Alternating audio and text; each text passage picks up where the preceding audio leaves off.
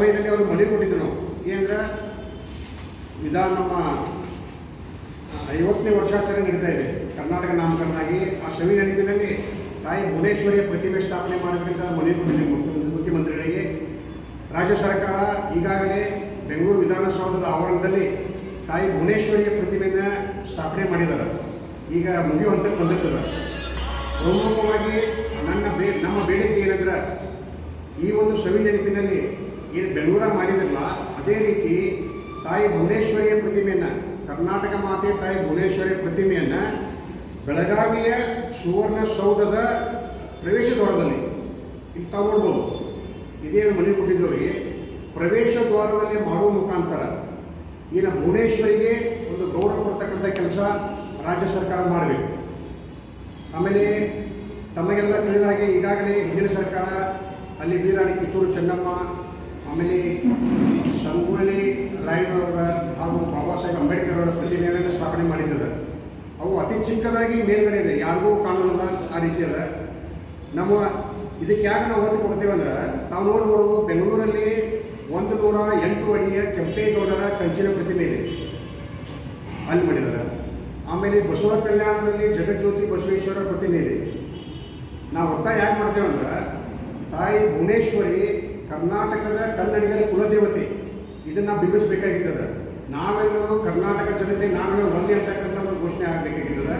ಈ ನಿಮಿತ್ತ ಸುವರ್ಣಸೌಧದ ಮುಂದೆ ಯಾಕೆ ನಾವು ಇದನ್ನು ಒತ್ತಾಯ ಮಾಡ್ತೇವೆ ಅಂದ್ರೆ ರಾಷ್ಟ್ರೀಯ ಹೆದ್ದಾರಿ ಇದೆ. ರಾಷ್ಟ್ರೀಯ ಹೆದ್ದಾರಿಯಲ್ಲಿ ಲಕ್ಷಾಂತರ ಜನ ಪ್ರವಾಸಿಗಳು ಆ ಮಾರ್ಗದಲ್ಲಿ ಹೋಗ್ತಾರೆ. ಆಮೇಲೆ ಅಲ್ಲಿ ಮಾಡೋದ್ರಿಂದ ದೇಶಕ್ಕೆ ಒಂದು ಸಂದೇಶ ಕೊಟ್ಟೆ ಆಗ್ತದೆ ಭುವನೇಶ್ವರಿ ಯಾರು ಅಂತೇಳಿ. ತಮಗೆ ಗುರುತಿರೋದ ಹಂಪಿಯಲ್ಲಿರ್ತಕ್ಕಂಥ ರಾಜ ಮಹಾರಾಜರು 500 ವರ್ಷಗಳ ಹಿಂದಿನ ತಾಯಿ ಭುವನೇಶ್ವರಿಯನ್ನು ಕುಲದೇವತೆಯನ್ನಾಗಿ ಪೂಜೆ ಮಾಡ್ತಿದ್ರು. ಆ ಮಹತ್ವವನ್ನು ಇಟ್ಕೊಂಡು ನಾವು ಹೋರಾಟ ಮಾಡ್ತಾ ಇದ್ದೀವಿ. ರಾಜ್ಯ ಸರ್ಕಾರ ನಮ್ಮ ಮನವಿಗೆ ಸ್ಪಂದಿಸಿ ಪುತ್ರಿ ಮಾಡಿದ್ರೆ ಅಲ್ಲಿ ಇಂಥ ಪುತ್ರಿ ಮಾಡಬೇಕಲ್ಲ ಒಂದು ದಾಖಲೆ ಆಗಬೇಕು. ಈಗಾಗಲೇ ವಲ್ಲಭಭಾಯಿ ಪಟೇಲ್ ಅವರದ 212 ಮೀಟರ್ ಎತ್ತರಂಥ ಒಂದು ಇಲ್ಲಿ ಗುಜರಾತಲ್ಲಿ ಪ್ರತಿಮೆ ಮಾಡಿದ್ದಾರೆ. ಈ ಮಾಡೋ ಉದ್ದೇಶನ ದೇಶದ ಐಕ್ಯತೆಗೋಸ್ಕರ ಮಾಡಿದ್ದಾರೆ. ನಮ್ಮದೇನಪ್ಪ ಅಂದ್ರೆ ಕರ್ನಾಟಕದ ಐಕ್ಯತೆ ಅಖಂಡತೆಗೋಸ್ಕರ ತಾಯಿ ಭುವನೇಶ್ವರಿ ಪ್ರತಿಮೆಯನ್ನು ಅತಿ ಎತ್ತರವಾದಂಥ ಪ್ರತಿಮೆ ಮಾಡಬೇಕು. ನಾನು ನೋಡಿದ ಇವತ್ತು ಬೇರೆ ಮಹಾರಾಜರ ಪ್ರತಿಮೆಗಳು ಬೆಳಗಾವಿ ನಗರದಲ್ಲಿ ಎಲ್ಲಿ ಒಂದು ಗುಡ್ಡದ ಮೇಲೆ ಅಲ್ಲಿ ಎಲ್ಲ ಕಾಣಿಸ್ತಾ ಇದೆ. ಅದಕ್ಕೆ ಬಗ್ಗೆ ನಮಗೆ ಇರೋದಿಲ್ಲ. ಆದರೆ ಮಾನ್ಯ ಮುಖ್ಯಮಂತ್ರಿಗಳು ತಾಯಿ ಭುವನೇಶ್ವರಿ ಬಗ್ಗೆ ಅಭಿಮಾನ ಇಟ್ಕೊಂಡಿದ್ದಾರೆ. ಅದರ ಸಲುವಾಗಿ ಅಲ್ಲಿ ಒಂದು ದೊಡ್ಡ ಪ್ರತಿಮೆ ಮಾಡುವ ಮುಖಾಂತರ ಅಲ್ಲಿ ನಮ್ಮ ನಾಡಿನ ಜನತೆಗೆ ನಾವೆಲ್ಲ ಒಂದಂತ ಹೇಳಬೇಕು. ಅದು ಯಾವ ರೀತಿ ಮಾಡಬೇಕಂದ್ರೆ ಮನೆ ಮನೆಗೆ ಕರ್ನಾಟಕದ ಮೂಲೆ ಮೂಲೆಗಳಿಂದ ಕನ್ನಡಿಗರ ಮನೆಗಳಲ್ಲಿ ಹೊಲಗಳಲ್ಲಿ ರೈತರು ಇರ್ತಕ್ಕಂತಹ ಅಲ್ಲಿ ಲೋಹ ಸಂಗ್ರಹ ಮಾಡಬೇಕು. ಅದು ಹಿತ್ತಾಳೆ ಬೇಕಾಗ್ತದೆ, ಉಪ್ಪು ಬೇಕಾಗ್ತದೆ, ಕಬ್ಬಿಣ ಬೇಕಾಗ್ತದೆ. ಮೂಲೆ ಮೂಲೆಗಳಿಂದ ಮನೆಗಳಿಂದ ಲೋಹ ಸಂಗ್ರಹ ಮಾಡುವ ಮುಖಾಂತರ ತಾಯಿ ಭುವನೇಶ್ವರಿ ಪ್ರತಿಮೆ ಮಾಡಿದ್ರೆ ಅದರಲ್ಲಿ ಪ್ರತಿಯೊಬ್ಬರ ಕನ್ನಡಿಗರ ಕೊಡುಗೆ ಇರ್ತದೆ. ಈ ಅಭಿಯಾನದ ಮುಖಾಂತರ ಮಾಡಬೇಕನ್ನೋದು ಮೊದಲನೇ ಒಂದು ಬೇಡಿಕೆ ಇದೆ. ಎರಡನೇದು ಏನಪ್ಪ ಅಂದ್ರೆ ಈಗಾಗಲೇ ರಾಜ್ಯ ಸರ್ಕಾರ ತಾಯಿ ಭುವನೇಶ್ವರಿ ಬಗ್ಗೆ ಹೆಚ್ಚು ಅಭಿಮಾನ ಕೆಲಸ ಮಾಡ್ತಾ ಇದೆ. ನಮ್ಮದು ವಿನಂತಿ ಏನಂದ್ರೆ ಬೆಳಗಾವಿ ಸುವರ್ಣಸೌಧ ಹಾಗೂ ಬೆಂಗಳೂರು ವಿಧಾನಸೌಧದಲ್ಲಿ ಒಂದು ಸಭಾಂಗಣದಲ್ಲಿ ತಾಯಿ ಭುವನೇಶ್ವರಿಯ ಛಾಯಾಚಿತ್ರವನ್ನು ಅಳವಡಿಸಬೇಕು. ಈಗಾಗಲೇ ಒಳಗಡೆ ಅಲ್ಲಿ ಬಾಬಾ ಸಾಹೇಬ್ ಅಂಬೇಡ್ಕರ್ ಅವ್ರದ, ಆಮೇಲೆ ಬಾಲಗಂಗಾಧರ ತಿಲಕ, ಹಲವಾರು ಮಹನೀಯರು, ಗಾಂಧೀಜಿ ಅವ್ರದ ಹಲವಾರು ಮಹನೀಯರ ಚಿತ್ರ ಇಟ್ಕೊಂಡಿದ್ದಾರೆ.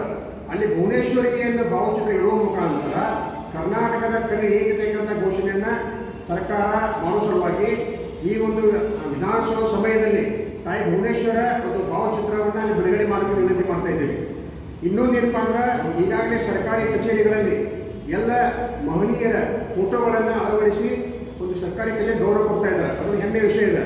ಅದರ ಜೊತೆಗೆ ಸರ್ಕಾರ ಆದೇಶ ಏನು ಮಾಡಿರ್ತಾರೆ, ಎಲ್ಲ ಸರ್ಕಾರಿ ಕಚೇರಿಗಳಲ್ಲಿ ಕಡ್ಡಾಯವಾಗಿ ತಾಯಿ ಭುವನೇಶ್ವರಿಗೆ ಛಾಯಾಚಿತ್ರದ ಫೋಟೋಗಳನ್ನು ಅಳವಡಿಸಬೇಕು. ಅಳವಡಿಸುವ ಮುಖಾಂತರ ತಾಯಿ ಭುವನೇಶ್ವರಿ ನಮ್ಮ ನಾಡಿನ ಕುಲದೇವತೆ ಅಂತಕ್ಕಂಥ ಒಂದು ಸಂದೇಶವನ್ನು ರಾಜ್ಯ ಸರ್ಕಾರ ಕೊಡಬೇಕು ಅಂತ ವಿನಂತಿ ಮಾಡ್ತಾ ಇದ್ದೇನೆ. ಇನ್ನೊಂದೇನೆಂದ್ರೆ ಈಗಾಗಲೇ ತಮ್ಮ ಗುರುತದ ಕಳೆದ ವರ್ಷ ರಾಜ್ಯ ಸರ್ಕಾರ ವಿಶ್ವಗುರು ಬಸವಣ್ಣನವರನ್ನು ಸಾಂಸ್ಕೃತಿಕ ನಾಯಕ ಅಂಥೇಳಿ ಅಂತ ಘೋಷಣೆ ಮಾಡಿದರು. ಘೋಷಣೆ ಮಾಡುವುದಲ್ಲದೆ ಸಹಿತ ಪ್ರತಿಯೊಂದು ಕಚೇರಿಗಳಲ್ಲಿ ಈ ಘೋಷಣೆಯ ಒಳಗೊಂಡಂತಹ ನಮ್ಮ ಬಸವಣ್ಣವರ ಛಾಯಾಚಿತ್ರ ಅಳವಡಿಸಬೇಕಂತ ಹೇಳಿದರು.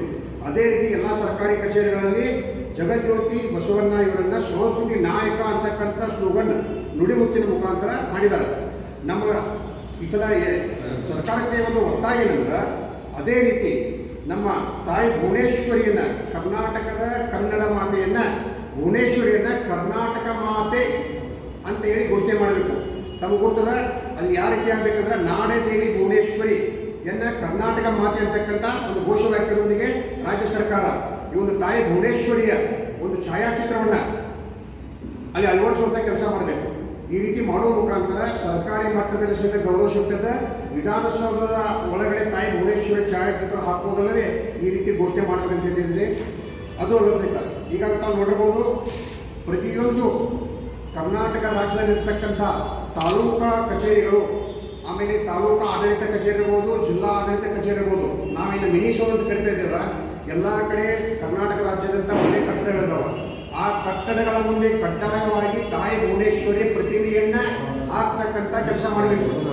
ಅದು ಅಲ್ಲ ಸಹಿತ ಆ ತಾಯಿ ಭುವನೇಶ್ವರಿಯ ಪಕ್ಕದಲ್ಲಿ ನಮ್ಮ ಕನ್ನಡದ ಬಾವುಟಗಳನ್ನು ಅಳವಡಿಸಬೇಕು. ಧ್ವಜಸ್ತಂಭ, ಕನ್ನಡದ ಬಾವುಟ, ತಾಯಿ ಭುವನೇಶ್ವರಿಯ ಪ್ರತಿಮೆಯನ್ನ ನಿರ್ಮಾಣ ಮಾಡುವ ಮುಖಾಂತರ ರಾಜ್ಯ ಸರ್ಕಾರ ಈ ಒಂದು ಸುವರ್ಣ ನಾವು 50 ವರ್ಷಾಚರಣೆ ಮಾಡಬೇಕಲ್ಲ, ಈ ಶುಭ ಸಂದರ್ಭದಲ್ಲಿ ಅದು ಕರ್ನಾಟಕದ ಕನ್ನಡದ ಗಂಡು ಮೆಟ್ಟಿನ ಸ್ಥಳ ಬೆಳಗಾವಿಯಲ್ಲಿ ಮಾಡುವ ಮುಖಾಂತರ ಈ ಗಡಿ ಭಾಗ ಇನ್ನೂ ಗಟ್ಟಿಯಾಗಿ ಅಂತಕ್ಕಂಥ ಸಂದೇಶವನ್ನು ರಾಜ್ಯ ಸರ್ಕಾರ ಕೊಡಬೇಕಂತ ವಿನಂತಿ ಮಾಡ್ತಾ ಇದ್ದೇನೆ.